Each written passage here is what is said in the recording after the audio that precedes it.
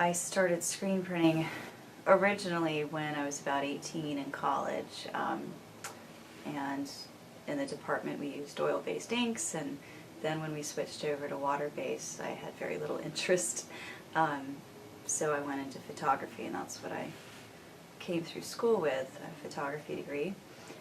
I've been illustrating since I was a kid, and I gave that up for a long time until about 4 or 5 years ago I adopted my daughter and decided to stop working professionally, and I just started drawing again.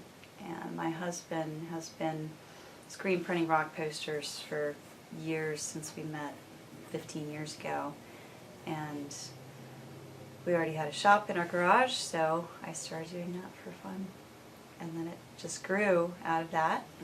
Okay, well, growing up in Newport in a big Victorian house that had originally been this massive mansion that was cut into 4 pieces, and I think our part was a girls' school. We had the original library, and so I found a bunch of books that had been left, probably in the teens, in little secret passages, and kind of interested in this ghost story, girls' school thing. I had horses, I rode a lot. My father did a lot of studies with World War I and World War II, and I was surrounded by propaganda books, and the illustrators like J.C. Leidendecker and W.C. Christie.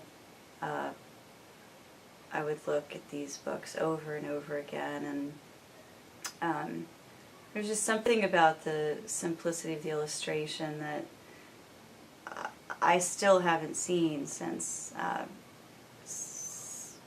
those illustrators of the 20s. This, to me, this is this is the 20s. It's a bathing suit. She took her horse out in the woods to go swimming in the lake.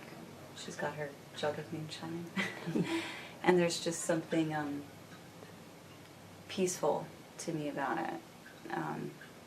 I guess everything I draw, even though all the women are different, they are all me, and so obviously I end up creating these spaces which are where I want to exist. There are 2 things that are the most important to me. One is when I start drawing, I start with the face, and I always draw girls. I don't know why. Girls and women. And so once I create their face, they tell me the rest of the story. And it might change, and it moves, and I've got my pencil, and I have my kneaded eraser, and I'll keep moving their bodies, and they keep fighting me, and it's like this amazing conversation. So I found with that, when I was able to find the method to keep all of what I call my dirt, which is basically my hand rubbing across the paper, or things that I've erased but not fully, I stuck with it because that is a way to bring in the viewer. If it's completely closed off, to me it feels like there's no way to empathize with it, but if you can see my mistakes and, the smudges of my hands, like I think that's, as an illustrator, what I wanted to do my whole life. That's what I liked about it. It's the handwork. And in screen printing for a long time I thought I couldn't get that. And now I can. That's great. I do define myself as an illustrator mostly because I just draw.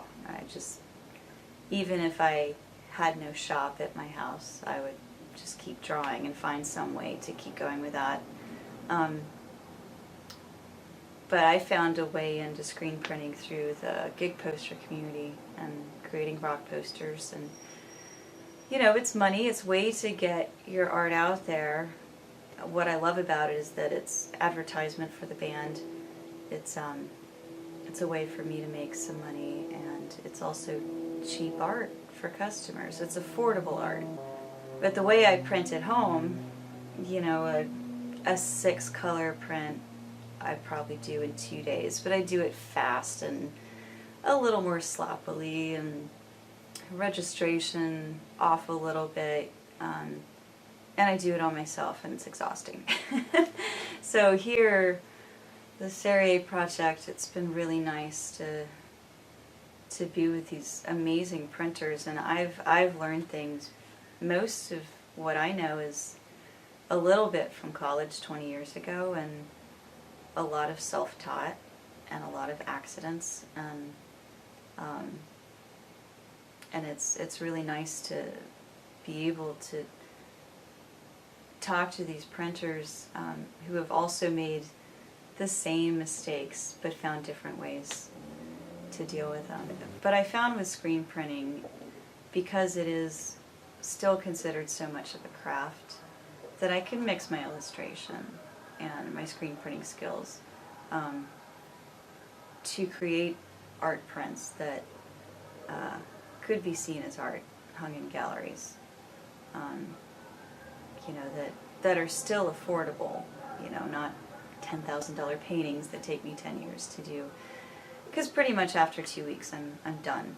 I'm done with the art.